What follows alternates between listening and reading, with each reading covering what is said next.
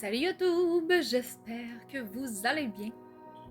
Aujourd'hui, je viens faire une chronique, une première pour moi parce que c'est une chronique sur un livre de développement personnel-ish, fait vécu-ish, bref, un livre qui m'a beaucoup parlé. C'est une autrice que j'ai rencontrée au Salon du livre de l'Estrie quand je suis allée. C'était là, parce que là, je sais pas quand est-ce que vous allez regarder la vidéo, donc c'était, j'ai oublié les dates, ça c'est moi, mon cerveau de Doris, début octobre, mi-octobre, 16, quelque chose de même. En tout cas, bref, les dates on s'en fout. Salon du livre de l'Estrie, 2022. J'ai rencontré cette autrice qui est Caroline Vaillancourt, un livre qu'elle a édité dans la maison d'édition de mon amie Julie Brassard, bref. Et quand je suis arrivée devant le stand, je regardais les livres et là, Julie m'a demandé « Est-ce que tu lis des romans de développement personnel? » J'ai fait « Pas assez, clairement pas assez, je lis beaucoup de romans. » Mais là, je suis comme dans une période de ma vie où est-ce que je me suis dit « Il semble que ça ferait du bien un peu, tu sais, des trucs un petit peu plus différents, puis pas juste de la romance, des trucs de même, quelque chose de plus profond. » Et là, comme de fait, Caroline est arrivée on the spot et là, elle m'a montré son livre qui est 40 et quelques. Là, je vais vous le montrer. J'ai beaucoup de post-it parce que vous comprendrez que c'est un livre qui m'a beaucoup touchée et beaucoup parlé. Donc voilà, 40 et quelques. Ici, on voit la belle Caroline. Donc, pourquoi 40 et quelques? Premièrement, je dois faire un petit résumé. Le 40 et quelques, c'est la fameuse crise existentielle. T'sais, nous, on pense tout le temps à la crise de la trentaine, la crise de la quarantaine, mais en fait, c'est pas la crise de la trentaine et de la quarantaine. C'est une crise existentielle. Genre, est-ce que je suis heureuse ou heureux? Est-ce que je suis bien dans la vie? Est-ce que je suis où est-ce que je voudrais être? Est-ce que tout me convient? C'est comme le genre de questions qu'on se pose tout le temps. Et je m'excuse, mais tout être humain s'est posé cette question-là un jour, c'est sûr et certain. Il n'y a pas personne sur la Terre qui s'est jamais posé de questions qui a fait « Oh, moi, je go with the flow, puis je me pose pas de questions dans la vie. » Alors, quand j'ai commencé à parler avec elle là-bas, on s'est trouvé plein de points communs. Parce que moi, la première phrase qui m'a accrochée derrière le livre quand j'ai lu le résumé, c'était « Suis-je heureuse? » Cette phrase-là a été le déclenchement de tout pour moi il y a un an environ. Parce que, là, je vais vous raconter un fait cocasse vraiment très drôle. Il y a un an, j'étais dans une période très difficile de ma vie où est-ce que je me remettais en question. J'étais probablement dans une crise existentielle et j'étais comme, mais c'est quoi ma vie, genre? Parce que je passais mon temps à comme, m'occuper de mes enfants et quand que je faisais pas l'école ou quoi que ce soit, ben, mes passe-temps, c'était d'écouter Grey's Anatomy. Mais quand ça fait 150 000 fois que tu écoutes Grey's Anatomy puis que tu peux dire I'm basically a surgeon because I watch all episodes of Grey's Anatomy, tu sais, il y a comme quelque chose à comprendre. Puis là, je me rappelle qu'à un moment donné, j'étais comme dans mon lit puis je pleurais. Puis là, j'ai fait comme, c'est quoi ma vie, genre? C'est comme, je pleure parce que dans mon émission, le personnage est parti puis que je suis tellement accrochée après que ça me prend 4 jours à dealer le fait que Christina s'en va. Et là, excusez, gros spoil, oui, Christina s'en va à un moment donné. Fait que là, on s'est mis à se parler de ça. Puis là, j'y compte cette anecdote-là, tu sais, comme c'est quoi ma vie, je fais juste écouter Grey's Anatomy. Et là, t'as Julie, à un moment donné, il fait comme, mais moi, je connais pas ça, Grey's Anatomy. Et là, moi qui fais, ben voyons que tu connais pas Grey's Anatomy, c'est la vie. Alors, c'était vraiment très drôle parce que c'est là qu'on voit la vision des choses, comment est-ce qu'elle peut changer sur « Ah, c'est quoi ma vie? Genre, je fais juste faire ça. » Puis, excuse, cette série-là, c'est tellement la vie, genre. Donc, bref, petite parenthèse fermée. Quand je lui ai parlé de Grey's Anatomy, elle m'a dit « Ah, mais moi aussi, j'écoute ça puis je capote là-dessus. » J'ai même cité un passage à un moment donné par rapport à ça. J'ai fait « Ah, ouais! » Fait que plus on parlait, plus ça m'intéressait. J'écoutais son récit, le pourquoi est-ce qu'elle a écrit ce livre-là. J'ai fait « Non, mais c'est sûr que ça me le prend. Là, je veux dire, je vais embarquer dessus. » Puis je savais que c'était pour être le premier que j'allais lire de mes acquisitions du Salon du livre. Et c'est ce qui s'est passé, d'ailleurs. J'avais vraiment très, très, très hâte de le lire. Beaucoup de points m'ont touchée parce que, bon, je vais avoir 37 ans. Je dirais pas que je suis dans une crise existentielle en ce moment. Pas une crise identitaire non plus, mais je serais portée à dire que je suis dans une introspection. Dans le sens où je me demande, bon ben maintenant que ma famille est faite, que mes enfants sont quand même relativement grands, tu sais, j'ai comme 3 ados, ma plus jeune elle a 6 ans, bon c'est sûr qu'elle a encore besoin de moi, mais ce que je veux dire par là, c'est qu'ils sont quand même, tu sais, sont autonomes, ils s'occupent entre eux et tout, là j'étais comme, What's next for me? Qu'est-ce qui m'attend après moi en tant que femme? Parce que, tu sais, j'ai passé comme 15 ans de ma vie à me dédier à mes enfants, ce qui est normal quand on fait les enfants et tout. En plus que je fais l'école à la maison de mes enfants, donc on est toujours ensemble. Là, j'étais comme, j'ai besoin de plus. On dirait que soudainement, j'ai comme un besoin intérieur intense de vivre, de voyager, de partir, de vivre. Je pense que c'est le meilleur mot. Pendant des années, j'ai eu l'impression de subir ma vie. Puis là, c'est pas par rapport à mes enfants ou quoi que ce soit. C'est juste un sentiment que j'avais. J'avais l'impression de subir ma vie et pas de vivre ma vie. Et là, je veux vivre. Je veux vivre, mais je veux vivre comme vous ne comprenez pas. Alors là, je suis comme, OK, qu'est-ce que je fais? Qu'est-ce que je veux faire? Genre, on dirait que chaque journée est comme vraiment importante et je ne veux plus laisser passer une journée en me couchant en me disant, ah, mon Dieu, j'ai rien fait d'intéressant aujourd'hui. J'ai comme ce besoin-là. Donc, bref, tout ça pour revenir à nos moutons. 40 et quelques. C'est un peu ce qui lui est arrivé à un moment donné. Elle était dans une relation où est-ce qu'à un moment donné, elle s'est rendue compte qu'elle n'était pas heureuse. Et elle a décidé à un moment donné, OK, ça va faire, c'est fini. Regarde, c'est fini. Elle a pris cette décision-là. Et moi, quand j'ai lu ce passage-là, c'est tellement venu me chercher parce que, mais quelle force que d'être capable de prendre cette décision-là, de dire, là, c'est terminé. Moi, j'ai envie de penser à moi, je suis pas heureuse, puis c'est pas ça que je veux dans la vie. D'avoir le guts de le faire, de l'assumer. Chapeau, pour vrai. Puis là, je dis pas que, OK, tout le monde go à go, on se sépare. C'est pas ça que je dis. Ce que je veux dire par là, c'est juste qu'on a tous... Moi-même, je suis séparée du père de ma première fille, de ma plus vieille. Et ça m'a pris du temps. Tu sais, j'avais 21 ans, ça m'a quand même pris du temps avant de dire comme, ouais, OK, ouais, je pense que c'est fini puis que ça fonctionne plus. Puis pourtant, je ne l'aimais plus, cette personne-là. Mais je m'en rendais comme pas compte ou j'avais peur de quitter cette personne-là, peut-être dans la peur. Toujours, tu sais, la peur d'avoir peur, hein, comme on dit. Et d'ailleurs, il me semble qu'elle le cite dans son livre, mais la fameuse peur d'avoir peur, peur de regretter, peur de prendre une mauvaise décision. Il y a comme tout le temps, le cerveau, c'est très fort.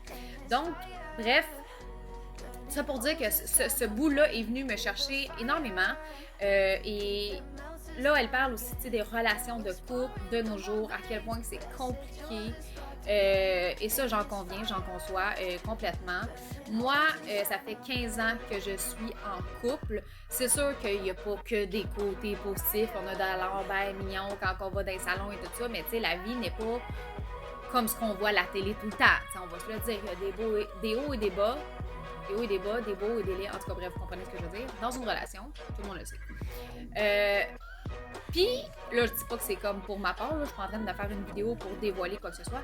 Ce que je veux dire par là, c'est que, tu sais, des fois, tu te poses la question à te dire, est-ce que l'amour, c'est suffisant? Est-ce que d'aimer quelqu'un, c'est suffisant quand, admettons, il y a tel point qui me dérange de ça et que c'est des points que ça fait 7 ans qu'on revient dessus tout le temps, qui ne se règlent pas? Est-ce que je suis heureuse dans la situation actuelle, même si j'aime cette personne-là? Tu sais, des fois, tout le monde disait « Ah, mais tant qu'il y a de l'amour, il y a de l'espoir. » C'est pas tout le temps vrai. C'est tout ce que j'ai à dire et je referme la parenthèse. Alors, dans ce 40 et quelques, on commence avec une préface superbe, des paroles traduites de son cru de la série Friends. Et dans le préambule, ce que je dois dire que j'ai adoré, c'est qu'elle a une playlist que j'ai scannée, que j'ai écoutée en lisant, by the way, le livre, qui est vraiment... ça rend le tout encore plus punché, je dirais, même il y a le côté émotionnel et tout.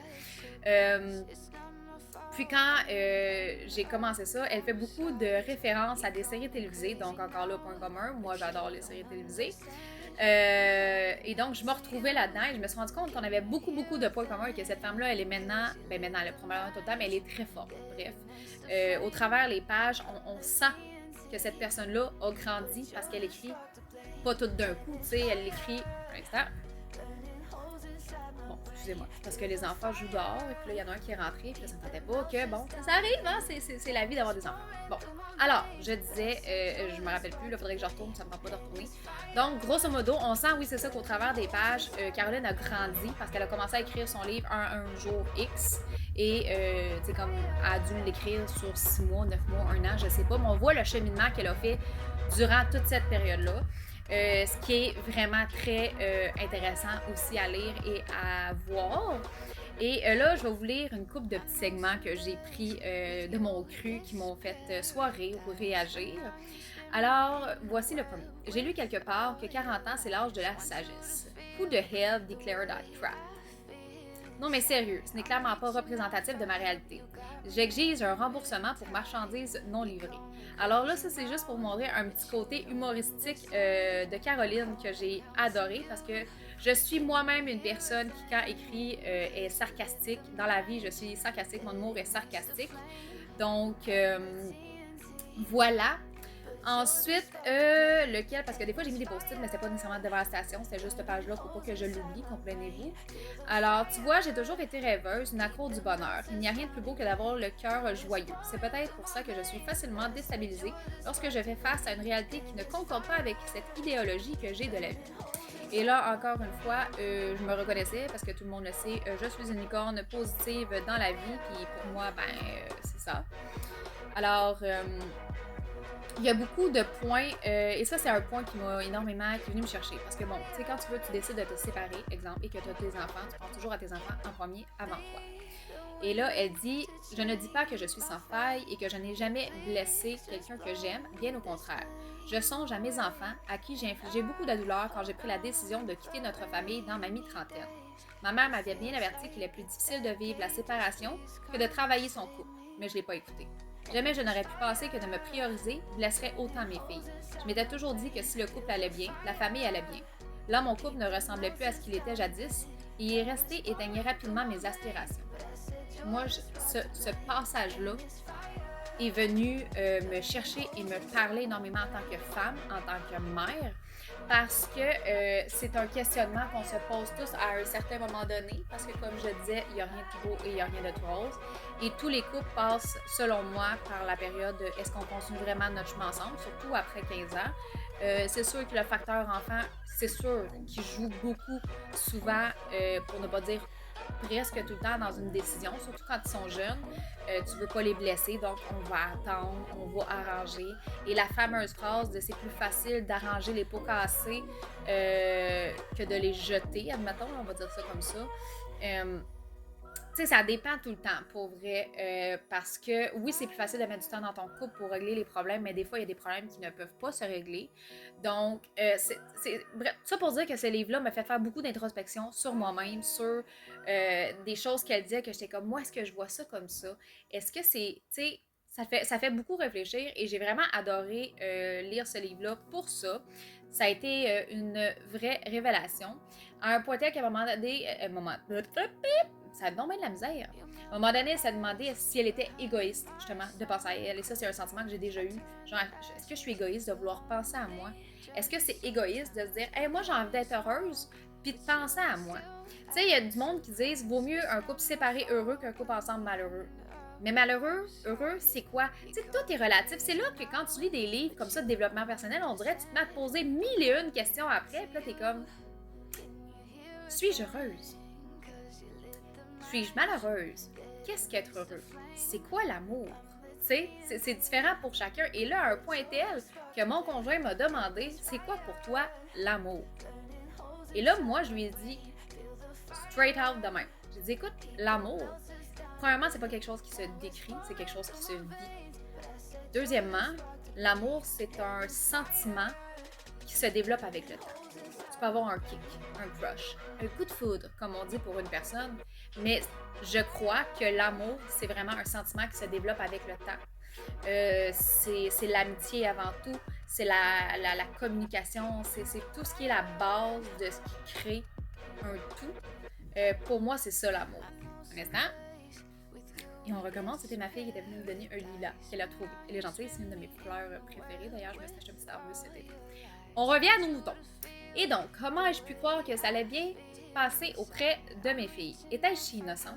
Au contraire de ma 4 ans, qui est excitée à l'idée d'avoir 2 chambres. C'est sûr, quand on est plus petit, l'adaptation est toujours plus facile d'une certaine façon. Mon aîné s'est fait tranquillement. C'est fait tranquille les mois suivants. Excusez-moi, je suis comme tombée dans ma bulle de TDA de Doris en me mettant à penser à ma fille. Je suis comme ça. Alors, jusqu'à se lier d'amitié avec l'anxiété généralisée à mon insu. Mon bonheur avait un prix, celui de mes enfants. Quelle mère indigne faut-il être pour faire autant souffrir ses mini-mis? Genre de choses qu'on se pose tout le temps en étant une maman, mais je pense que ça c'est normal. Puis là, je dis pas que les pères se posent pas cette question-là. Mais on a porté nos enfants, on les a mis au monde, tout ce qu'on veut, c'est du beau et du bon pour eux. On veut qu'ils soient heureux, on ne veut pas qu'ils soient malheureux. Donc, c'est sûr que de prendre ce genre de décision-là, de se séparer, de briser sa famille, comme on dit, comme elle le dit dans ses mots dans le livre, ça doit être quand même lourd à vivre avec. Et quand on lit justement la suite des choses, là, je vous lirai pas tous, mais c'est pas quelque chose qu'elle a trouvé facile et ça y a quand même pris des années pour dealer avec tout ça, parce qu'après ça, bon, le déménagement, au niveau financier, au niveau de toutes ces choses-là, ça comporte beaucoup de changements, de routine, de vie pour tout le monde. T'sais, une séparation, ça touche pas juste le papa puis la maman, ça touche tout le monde autour. Donc, c'est sûr que c'est pas toujours facile et c'est quelque chose à prendre en compte. Ensuite, elle dit, bon, ça cache un mot, un instant. Manifestement, je n'avais pas réfléchi à mon affaire. Je désirais vivre à fond avec mes enfants, mes amis et tout bonnement m'amuser. Je voulais aimer et être aimée. Ce n'était pourtant pas compliqué. J'avais le goût d'aventure. Mais ça se trouve où tout ça? Ça fait partie des questionnements. Tu sais, des fois, on prend une décision, on se dit « Ah oui, c'est ça que je veux », mais ça ne veut pas dire que ça va se passer comme ça quand ça arrive. Tu sais, maintenant, tu te sépares, tu te dis « Ah, je veux que ça arrive », mais ça arrive souvent que c'est pas comme ça que ça se passe. C'est le meilleur exemple que je pourrais vous donner. Quelqu'un proche dans ma famille s'est séparé il y a 15 ans. Sur le coup de la chose, c'était comme la meilleure décision que cette personne-là pouvait prendre. Mais avec les années, cette personne-là a énormément regretté de s'être finalement séparée et il n'y a pas eu de chemin de retour de on revient ensemble ou quoi que ce soit. Et cette personne-là, aujourd'hui, après 15 ans, vit encore seule et ne retrouvera probablement jamais l'amour. Puis là, c'est pas négatif, c'est juste parce que pour cette personne-là, l'autre personne, c'était celle-là. C'était la sienne. Donc, tu sais, c'est difficile après ça de retomber dans une relation quand tu cherches absolument à retrouver la personne que tu as perdue. Donc, c'est tellement... Les relations de couple, c'est tellement compliqué, mais ce livre-là fait vraiment du bien. Pour l'instant, vous allez me dire, non, ça n'a pas l'air de faire de bien partout. Oui, je vous le dis, ça fait du bien parce que c'est bien de se questionner. C'est sain de se questionner et c'est normal de se questionner. Alors, je vais continuer sur un autre passage qui m'a parlé, parce qu'elle parle aussi de l'amitié. Là. Elle ne parle pas juste des relations de couple, bien évidemment. Je ne pouvais pas croire que j'avais signé un contrat avec lui pour vivre tout ça. Je ne voulais pas être ingrate ni m'apitoyer sur mon sort. En plus, j'étais bien consciente de tout ce que j'avais. Une bonne santé, un toit, de la nourriture, des vêtements, un véhicule. Je reconnaissais la chance que j'avais de posséder tout ça. Mais la solitude, l'angoisse, le manque d'estime, le sentiment d'abandon, cette sensation de n'appartenir à rien, c'est plus lourd que tout le reste. La détresse émotionnelle, c'est un état d'angoisse mentale qui peut prendre des formes très variées. Elle peut résulter d'un problème de santé mentale ou de circonstances particulières comme des difficultés relationnelles ou tensions financières. Peu importe la situation, la détresse émotionnelle, c'est réel. Effectivement, il y a beaucoup de choses qui viennent souvent avec la dite séparation. C'est pas toujours... Quand t'es un couple, t'es deux. Quand tu te sépares, t'es tout seul. Il me semble que juste ça résume le tout. T'es tout seul après ça pour t'occuper des finances. T'es tout seul pour t'occuper... Tu peux plus t'apitoyer sur personne sauf sur toi. Il y a des personnes que c'est ce qu'ils recherchent et c'est ce qu'ils veulent. Puis des fois, c'est quand la réalité, justement, te rattrape par rapport à ça. Tu fais comme, taboire. Ce tournant-là, je l'avais comme peut-être pas vu, tu sais. Et là, ici, le passage que j'ai aimé, elle ne le savait pas quand on s'est vu, puis elle a écrit le livre avant. Mais depuis un bon bout de temps, j'arrête pas de dire que je suis Doris parce que j'oublie tout. J'oublie les noms des personnes. J'ai toujours des blancs de mémoire. Et là, j'étais comme, je suis comme Doris, comme dans le film, comme, où sont mes parents? Puis après ça, comme, oh, mais tu sais, bref. Et là, ici, elle dit, je me souvenais de tout type d'informations, aussi inutiles qu'ils soient. Là, elle parle d'avant. Aujourd'hui, elle croit que Doris, le poisson bleu du film d'animation Trouver Nemo et moi faisons partie de la même espèce. Alors, nous sommes deux, Caroline, je te confirme, on fait partie de la même espèce parce que j'arrête pas de dire que je suis Doris. Ensuite, nous tombons dans les post-it verts. Et là, c'est pas parce qu'ils changent de couleur que c'est différent, c'est juste parce que j'avais plus de rouge. Le dating à 40 ans. Elle nous fait un passage incroyable sur ce que c'est que de dater à 40 ans. Bon, que ce soit 37, 40, 44, 50, on s'en fout. Là, le principe est dater, je pense, dans la société actuelle, qui est dans une société d'acheter pour jeter. Je crois que ça, c'est quelque chose qui fait peur à tout le monde. Exemple, je suis dans une relation de 15 ans. Ça fait 15 ans qu'on est ensemble, on a une stabilité, ça va relativement bien, et là, bam, demain, je décide que c'est terminé, je me sépare.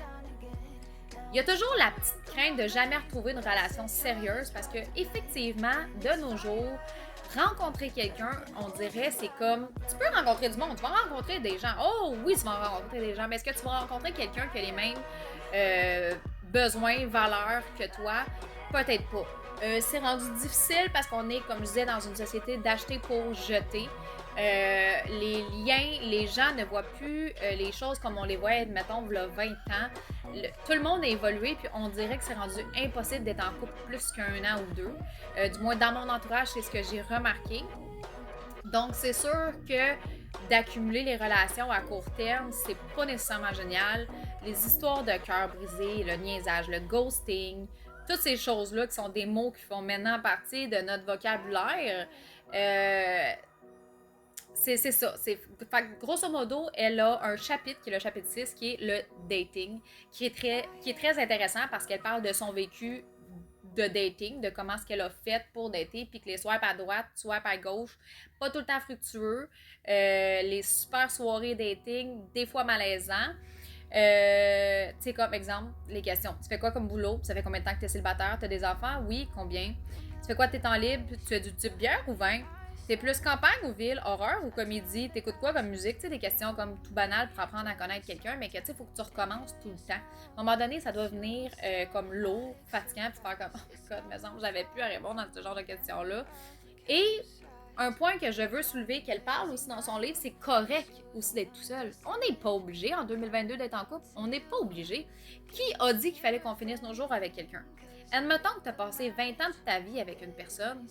T'es pas obligé de retomber en couple après. Tu peux décider de vivre avec toi-même, puis c'est suffisant d'être célibataire. La monogamie, qu'est-ce qu'il y a de mal à ça? Où est-ce que c'est écrit qu'on se devait absolument d'être en couple? Nulle part, je veux dire. Mais pourtant, c'est ce que tout le monde recherche.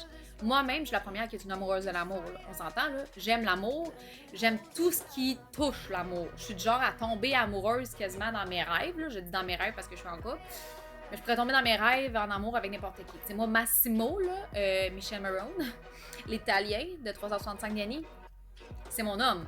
Christian Grey, c'est mon homme. Je veux dire, il y en a plein que c'est mes hommes. Parce que je suis une amoureuse de l'amour. Je vais écouter une romance, je suis comme « That's my man! » Mais pourtant, c'est pas ça la réalité. Mais moi, je suis une amoureuse de l'amour. J'écris de la romance et à chaque fois que j'écris un roman de romance, c'est comme je tombe en amour avec mes personnages. Je suis une amoureuse de l'amour. J'aime ce qui est beau. Mais les petits papillons puis le petit wow, on va se le dire, ça dure pas 15 ans, ça dure pas 20 ans, ça dure pas 30 ans. Et il y en a sûrement qui vont me dire « Ah ben oui, moi ça fait 30 ans que mes papillons durent. » Tant mieux. Je suis vraiment contente pour ces personnes-là. Et j'aimerais avoir le truc pour avoir des monarques qui courent et qui volent dans mon ventre. Parce que je dis pas qu'il y en a plus puis que c'est pas beau ou quoi que ce soit ou qu'il n'y a plus d'attirance. C'est pas ça. Pas tout que je dis. Il y a une différence entre les deux. Là. On ne fera pas attirance papillon. Tu sais, le petit thrill quand tu rencontres quelqu'un puis que tu viens gaga puis que tu perds 10 livres parce que tu manges plus parce que tu ne vis que d'amour et d'eau fraîche. Là, je vous parle de ça.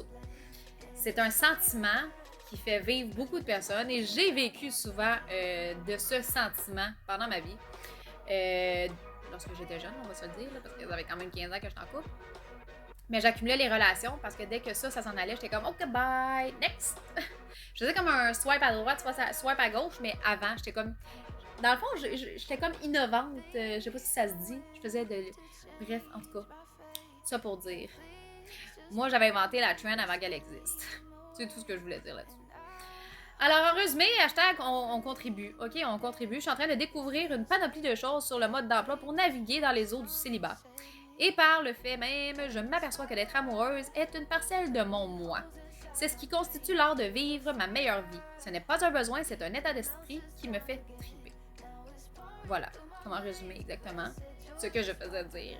Le célibataire, c'est tout aussi correct. Pas besoin d'être en couple. Ensuite, vers la fin, elle dit de faire une bucket list, chose que je n'avais jamais faite et que je vais faire, genre comme après la vidéo. Elle, sur sa bucket list en premier, c'était partir en chalet avec des copines. Ça va clairement être mon point 1 parce que c'est un de mes rêves depuis longtemps. Et son deuxième, rencontrer un barbu. Parce que oui, dans son livre, elle parle tout le temps qu'elle est à la recherche de son beau barbu. Qu'elle a comme une fascination pour les barbus. Puis que c'est drôle parce qu'à un moment donné, elle parle du fait que souvent, les barbes, tout ça, c'est comme perçu comme c'est sale. T'es comme crotté, ça pue. Mais que c'est pas nécessairement ça, là, on va se le dire. Donc, elle recherche son barbu. Donc, soit dit en passant, qu'il y a quelqu'un qui regarde ma chaîne. Caroline recherche un barbu. Alors, si tu es un barbu de 40 et quelques, tu peux contacter Caroline. Je dis ça de même. Et donc, c'est ça. Faire une bucket list, chose que je n'avais faite. C'est écrire sur papier. Des fois, juste écrire sur papier nos envies, ce qu'on veut, ce qu'on aime, ce qu'on n'aime pas. L'être humain évolue avec les années. On évolue. La personne que j'étais il y a 15 ans n'est pas la même personne que je suis aujourd'hui. Et heureusement, je me suis calmée. J'ai changé. Tout le monde change. Faut s'adapter. Quand t'es en couple, c'est de l'adaptation aussi, parce que autant que moi, je suis plus la même personne qu'il y a 15 ans, que mon conjoint n'est plus la même personne qu'il y a 15 ans.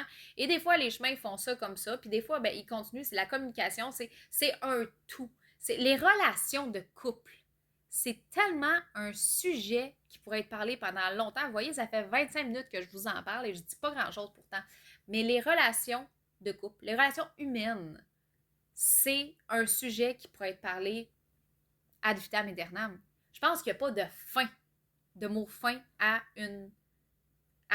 comme développer sur le sujet des relations humaines, des relations de couple, des relations d'amitié, parce que oui, l'amour se vit aussi en amitié. Et comme elle le dit si bien à la fin de son livre, une relation amicale qui se termine peut faire aussi mal, sinon plus qu'une relation de couple, pour plusieurs points que là, je ne vous nommerai pas toutes, parce que le but, c'est quand même que vous procuriez le livre qui est vraiment intéressant, drôle et intelligent. Alors, je vous lirai quand même pas tous les passages pour que vous faites comme, ben là, j'ai plus besoin de le lire, parce que là, je vous ai juste highlighté les points que vraiment, moi, j'ai aimés, qui m'ont parlé et qui sont venus me chercher. Peut-être que vous, il y a d'autres points qui vont venir vous chercher et vous parler. Et donc, comme elle dit ici, c'est en échangeant avec le pirate que je comprends combien la connexion humaine est mon eau de vie. J'avais un petit post-it devant. Eau de vie. Parce que là, justement, elle a parlé avec quelqu'un dans une place et tout, puis que bon. Bref, tout ça pour dire, pour vivre sa meilleure vie, il faut pouvoir être sa meilleure amie. Et ça, c'est quelque chose que moi, j'ai appris il y a 1 an et que je parle dans un des livres que je suis après écrire. Puis là, je ne vais pas me faire la promotion, le but n'était pas ça partout. Mais je suis après écrire un livre qui s'appelle It Was You, qui est l'histoire d'une à 2 voix entre une fille qui sort de psychiatrie, qui est rentrée à de son propre gré pour régler des problèmes et qui a décidé d'être sa propre meilleure amie, de se traiter comme sa propre meilleure amie. Et le personnage masculin est un coach de développement personnel. Donc, évidemment, il va y avoir une romance là-dedans, un instant. Bon, désolée. Ma fille s'était rentrée une écharde avec un bout de bambou parce qu'on habite à la campagne. Alors, je disais que quand mon personnage féminin est beaucoup inspiré de moi, parce que pour ceux qui me suivent depuis longtemps, vous le savez, je suis moi-même volontairement allée en psychiatrie il y a maintenant plus d'1 an pour savoir ce qui se passe avec moi. Parce que j'étais comme, c'est quoi ma vie? Mon Dieu, je devais écouter Grey's Anatomy! Et on s'est rendu compte que j'étais TAG, donc trouble d'anxiété généralisée. Et à ce moment-là, j'étais dans une dépression profonde parce que ça faisait trop longtemps que j'attendais avant d'aller chercher de l'aide, mais j'y suis quand même allée de par moi-même parce que je n'en pouvais plus. Et à partir de ce jour-là, j'ai décidé de me traiter comme ma meilleure amie et ça fait 1 an que je fais ça. Et je crois que toute femme devrait le faire. Si je pourrais dire quelque chose pour la fin, et là, je veux que vous compreniez exactement ce que je vais dire, OK? Parce que comme elle dit ici, je vais vous lire un passage et ensuite je vais terminer avec une pensée sur laquelle je veux que vous une pensée sur laquelle je veux que vous mijotiez. Alors, pour vivre sa meilleure vie, il faut pouvoir être sa meilleure amie. Mon nouvel objectif est d'apprendre à être bien avec moi-même, tous ces morceaux que j'ai échappés. Je peux désormais les laisser tomber et me régénérer comme je le souhaite. Je suis ailleurs. Je peux devenir qui je suis et ne plus me casser la tête, à recoller les morceaux qui n'ont plus besoin d'être. Je découvre maintenant qui je suis, qui je veux être. Alors là, je ne vous lirai pas les autres passages ou quoi que ce soit. Mon but, c'est vraiment de vous donner l'envie de vous procurer 40 et quelques de Caroline Vaillancourt et de... C'est... Mon Dieu, de la misère. On va me faire un café après. Signé chez JM, donc Julie Brassard, une de mes copines. Et j'oublie le nom de l'autre personne. Je suis désolée, je mettrai ça en barre d'infos. Et donc, je voulais terminer, comme je vous disais tantôt, sur une pensée que je veux que vous réfléchissiez. OK? Premièrement, soyez votre ou meilleur ami EI. OK? Traitez-vous comme votre meilleur ami. C'est le meilleur conseil que je peux vous donner. Donnez-vous de l'amour. Send some love. À vous avant toute chose. Ça, c'est bien important parce que au final, peu importe ce qui va se passer dans la vie, tu vas finir. On finit toujours par être seul de toute façon. Donc, admettons que tu te sépares ou qu'il y a un moment que tu es tout seul, soit ta meilleure amie, donne-toi du love parce que tu es la personne la plus importante. Aime-toi avant tout, donne-toi de l'amour, donne-toi tout ce que tu veux, puis après ça, sois capable d'en donner aux autres. Mon deuxième point. Il y a une phrase que tout le monde dit tout le temps, mais que je suis convaincue que 95% de la population ne la comprennent pas, et qui est « on a une seule vie à vivre ». Cette phrase-là, c'est le genre de phrase « Ah, one life! YOLO! » Oui, mais qui la comprend vraiment, cette phrase-là? Qui comprend vraiment ce que ça veut dire? Qui se lève en se disant « Hey, j'ai juste une vie à vivre ». Prenez réflexion de cette phrase. Moi, il y a un an, c'est ce que j'ai réalisé, qu'on a juste une vie à vivre. Et depuis, je ne me fais plus chut avec les conneries. Je vis de façon tellement joyeuse, passionnée dans tout ce que je fais. Quand je vais dans des salons du livre puis que je parle avec les gens, je me sens tellement à ma place. Je vis chaque moment comme si c'était le dernier tout le temps. Je vois le positif dans tout parce que le négatif sert à rien. Oui, ça peut t'aider à carburer, à avancer pour des points, des choses comme ça, mais ça sert à rien de focusser sur le négatif. Positif, du love, puis comprendre qu'on a juste une vie à vivre. Si t'es pas bien dans une situation X, Y, Z, que ce soit amicale, en couple, au travail, peu importe quoi, assis-toi, pose-toi la question. Suis-je heureuse? Et dis-toi que tu as juste une vie à vivre.